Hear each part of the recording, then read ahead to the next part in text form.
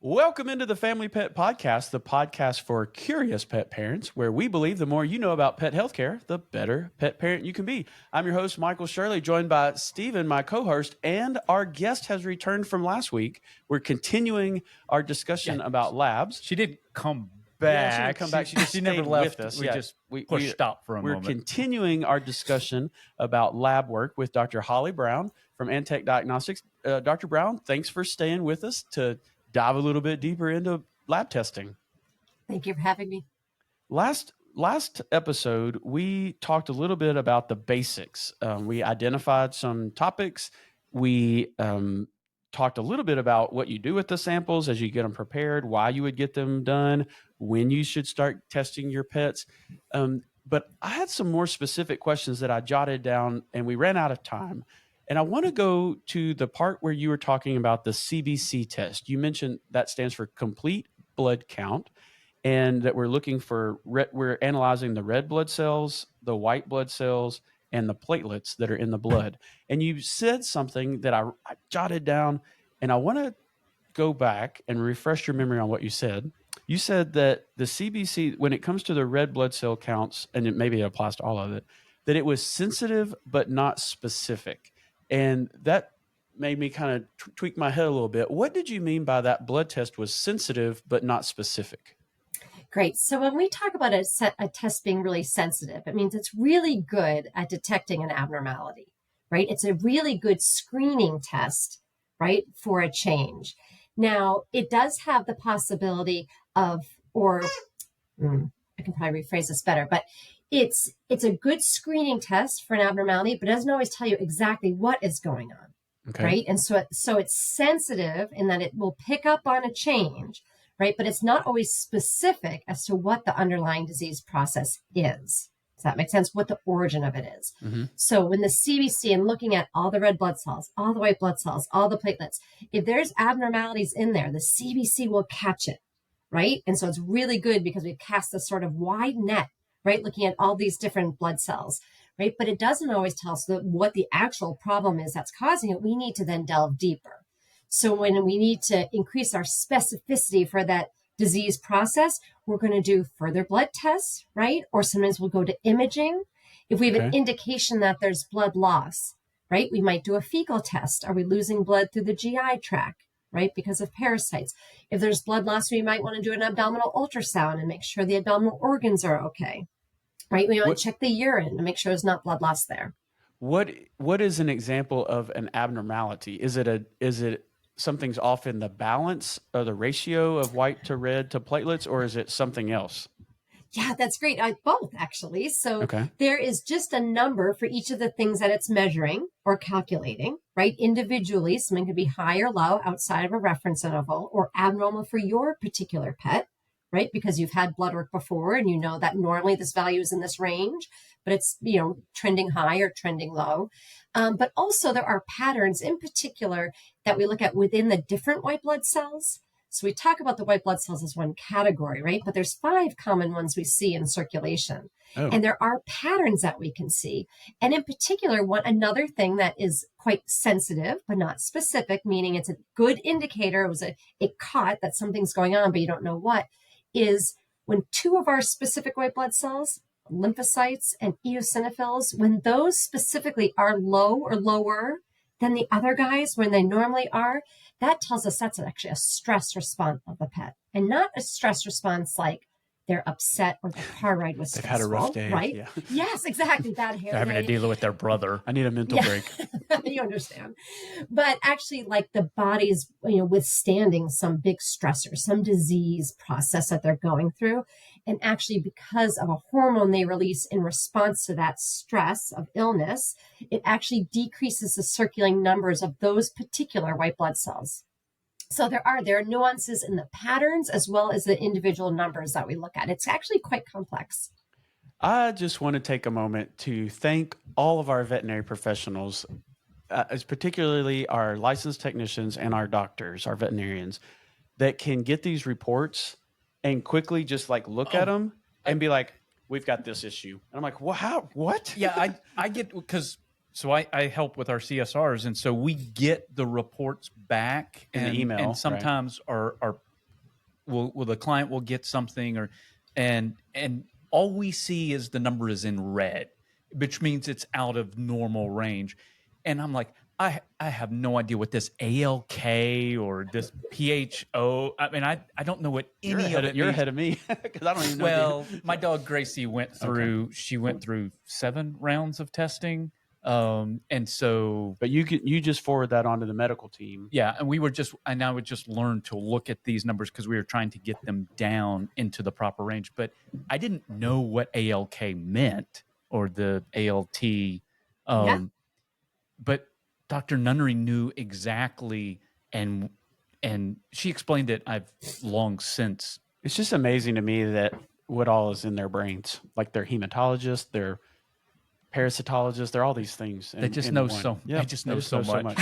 So you're and at the reference lab, like when these results come back, you all print off indications or check this, more testing is needed. So when something is out of range or abnormality, you mentioned a little bit, but can we go back to it and what's next? So the veterinarian is going to request or suggest what? Right. And so it really all depends on the nuances, right, of that lab work and together with the clinical signs, right, that the owner's reporting that the patient's experiencing, right? And so, again, I think it depends on, it can be anything from imaging. We never know in a sick patient, right? Are you going to get, it's impossible to pick which diagnostic test will get you more information, right? If they're vomiting, is it because there's a metabolic problem that you detect in a chemistry panel, right? Or is it because they have an infection in their kidneys that you'd see in the urine or on the CBC because it's an infection, or if it's cancer, or if it's that they ate a foreign body, they chewed some of their toy, right? And that you're going to look at the imaging, right? So we never know which is going to give us more information. And unfortunately, because of budget, sometimes we have to start with one, right? But we see some changes and often have to go to the other modality, right, to try and fill in some of those blanks. It seems like when a pet comes in for something like that, the doctors are always like, we need to run blood work. I think that we get our best overall picture, right, through the lab work. It's just that we talk about very sensitive detection of changes, right? We are very likely to see some abnormality on there, but it doesn't always finish the picture, right? It then tells us, focus your imaging on the spleen or focus your imaging on the liver tests that we're going to have to do. So the blood work is, or these diagnostics, the blood work is a component that works in conjunction with, okay, the blood work says I need to now hone in and maybe do ultrasound or do X-ray, and it's all puzzle pieces so that the doctor can get the big picture. That's exactly it. And then sometimes, especially with lab work, because it does, it changes by the hour, right? That it's often in repeating that lab work that we get a lot more feedback on our initial thought process, right? And how the patient's doing. With some of our, I think about thyroid pets that are on thyroid medication, they're always coming back in for more blood work to see if it's working, if we need to adjust the dosage. And the only way to do that is to test the blood. That is exactly right. And I think that often, and again, I'll default to that quote from Dr. Dennis DiNicola, who's a clinical pathologist, is that animals can't hide their objective data, right? And so sometimes we'll even see, the thyroid testing is a nice protracted course, like a prolonged course, right? You're going to be on it for life and we're going to try and get this right. And you can't tell at home, they seem a little more lethargic or they're staying inside more. Is it because they're hypothyroid or is it winter? Do you know what I mean? Like, you got to get that objective data to figure that out. I just had this flash in my head of like Maury Povich show, like the pet's telling you, I'm fine. And like, the results say that is a lie. Yeah. That's how my doctor tells me sometimes when I'm like, the truth is in the data. Right? You can't hide your A1C, buddy. Yeah. We know you've been sneaking the brownies in. I'm like, oh, I'm busted. So, all right. So we talked about the complete blood count, CBC, complete blood count. But you there was like a slash and the second half of that test. And I know it from like watching ER. Hey, give me a CBC blood count. CBC blood count. Yeah, I can't even remember it. So what is the chemistry? What is the chem part? Yeah. So we talked about with the CBC, we're looking at all the different blood cells, right, that are in circulation, right? And then on the chemistry, we're looking at all of the organ function tests, right? That basically looks at all the chemistry of the blood and all how the organs are functioning. And so they're very, very different tests, right? All from the blood, right? But the chemistry test tells us and if you've ever seen a report, again, 18 different variables maybe that are on there, and some will help us focus in on if the liver is sick, right? Some will focus on the kidneys, some will focus on the pancreas, some focus on the adrenal glands, some focus on the GI tract, and they put it all together because they obviously interplay with each other a lot, right? One organ may make something, but then it might get metabolized by another organ, it might get excreted by another organ, right? So you have to look at all those different nuances together, right, to figure it out. Sometimes we'll use the CBC to tell us there's inflammation, and then we use the chemistry to say which organ's affected, right? That then may lead to the imaging, to try and figure out how it's affected, or if it's something we can address surgically, right, or medically. So they do all play to each other. And are those usually separate? Like, can you run a CBC without the chem, or do you usually do them together? No, they can be run separately, but usually when we're trying to figure out a problem or get an assessment of health, it's ideal to do the CBC with the chemistry and the urinalysis. Really, in truth, putting those three together helps us most appropriately interpret any changes in one or the other two. Right? That's how we interpret it best. Yep. Dr. Shirley says it's the internal exam for the pet. It is. So, and then if one of those is, and then if you hone in to one organ system or blood cell type, etc., it may be that you don't need to repeat the others. Now that you know you've appropriately interpreted it, made the appropriate diagnosis, now as we treat the thyroid, we treat the urinary tract infection, we treat the kidneys, we may just repeat those values, that one test, the chemistry of the urine, et cetera, that was the abnormality to trend a response. I would be remiss if I did not talk about this next thing. Yeah, you got one more. We've talked a lot about blood and looking at the internal exam of the pet and how the pet's organs are functioning together and all of that. But there is one other thing that I know happens with blood testing that is about foreign invaders, about particularly heartworms. And listeners to the Family Pet Podcast know that I'm very passionate about making sure that all pets, cats and dogs, are on heartworm prevention because it is extremely year-round in our area. Now, some people may disagree with me, but I think in the United States at this point, all pets should be on year-round heartworm prevention. Can you tell us a little bit about what a heartworm test is? That part of the CBC and chem, or is that separate? And what is it that you're looking for there? Because it's very deadly and purely preventable. Yes, 100%, which means that we need to focus so much of our education on that, right? Our pet parent education. So with heartworm testing, when we generally speak of it in the practice setting, right, and they come in for an annual exam, we say we want to screen for heartworms. It's different in dogs than it is in cats. It's a blood test, right, for both of them.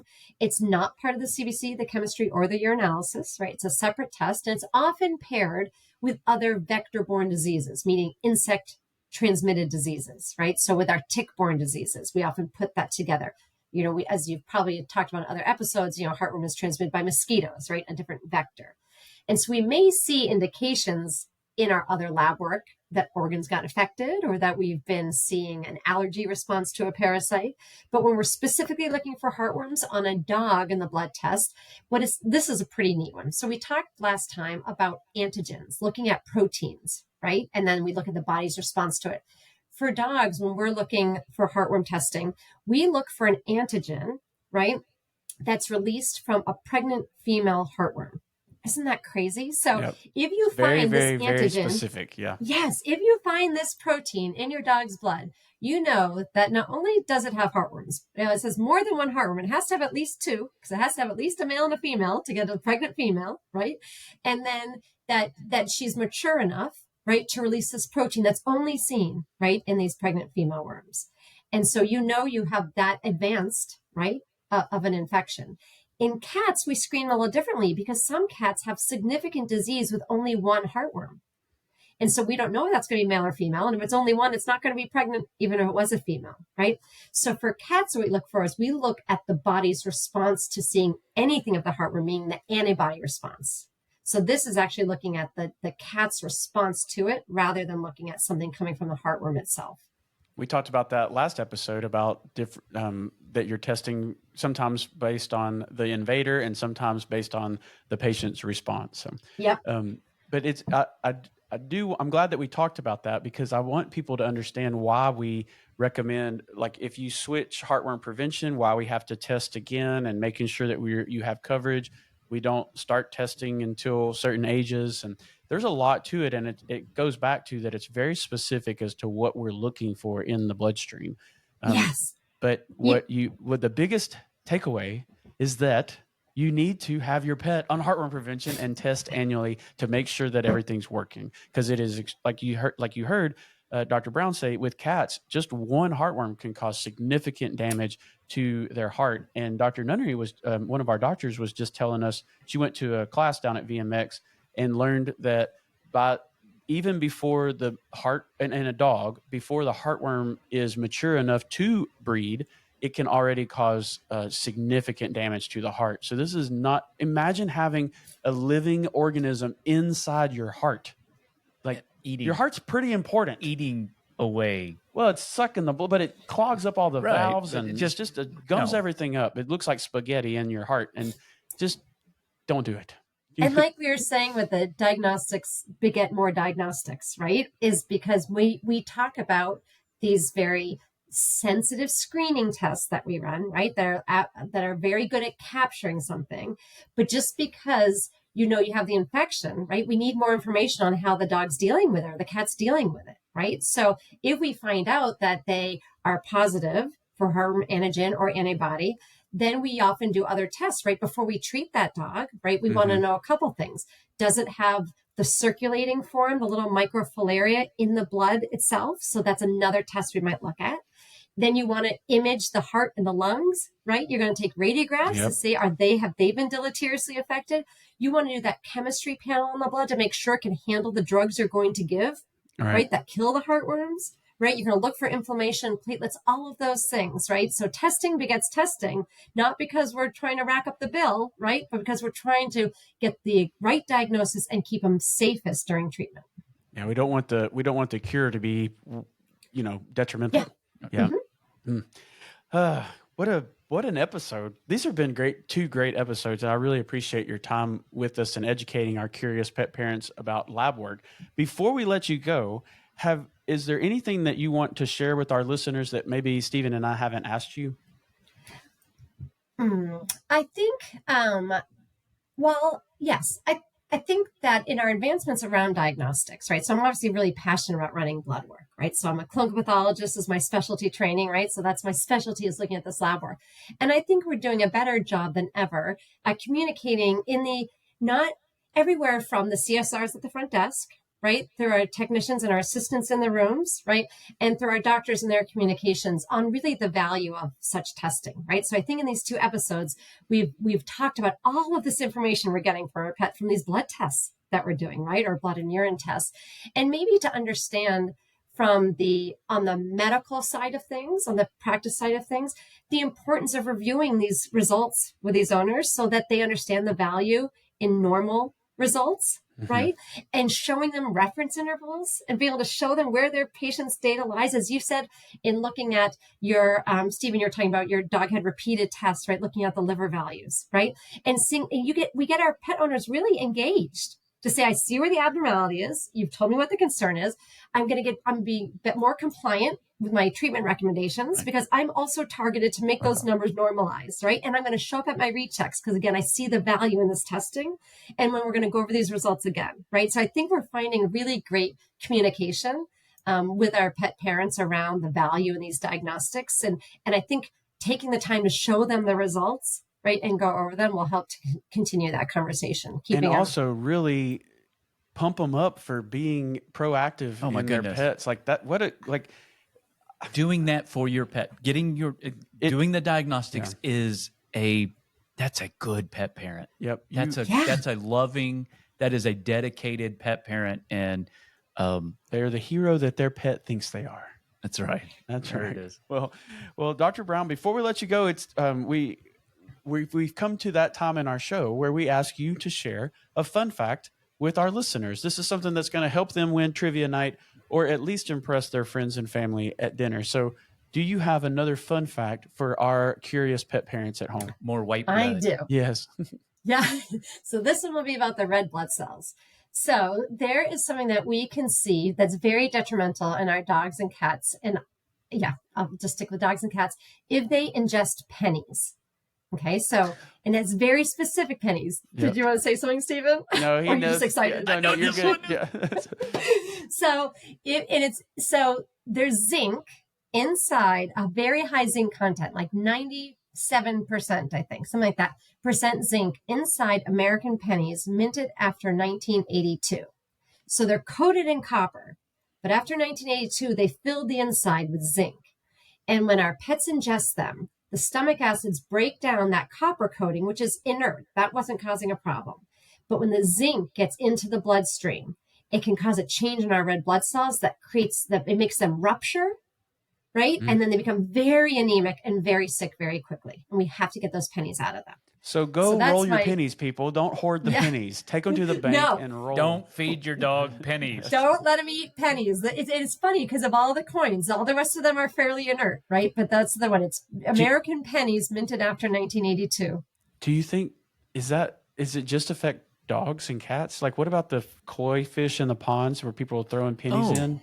Does it hurt them? But I don't think the acid, because you got to break down the coating. That's a whole nother episode. That's exactly gotcha. right, Steven. Good job, Steven. Look at you go. It's okay. You didn't kill the koi fish. Well, you still shouldn't throw pennies in No. there, so it's not good for them. Oh, man. Well, Dr. Brown, thank you so much for joining us to talk to our curious pet parents about the value of testing. I wrote that down, the value of testing. We have just uncovered in these two episodes why people should be doing this for their pets. If you want to be a great pet parent, go ahead, talk to your vet, and work out a plan on what is your annual plan for blood work for your pet. Just do it. There's so much information. Starting even when they're a puppy and kitten. Yeah, get that baseline established so that you can be ahead of the game and be able to respond earlier to any issues that the blood work is revealing to you and your doctor. So Dr. Brown, thank you so much for joining us. For all of you curious pet parents out there, we hope that you'll continue to listen and share this episode. Give us a rating, Friends. thumbs yeah, up. especially on the old YouTube now that we're there. right. You know, leave us a comment, let us know you're watching, and but we're going to continue doing it anyway. So until next time, stay curious.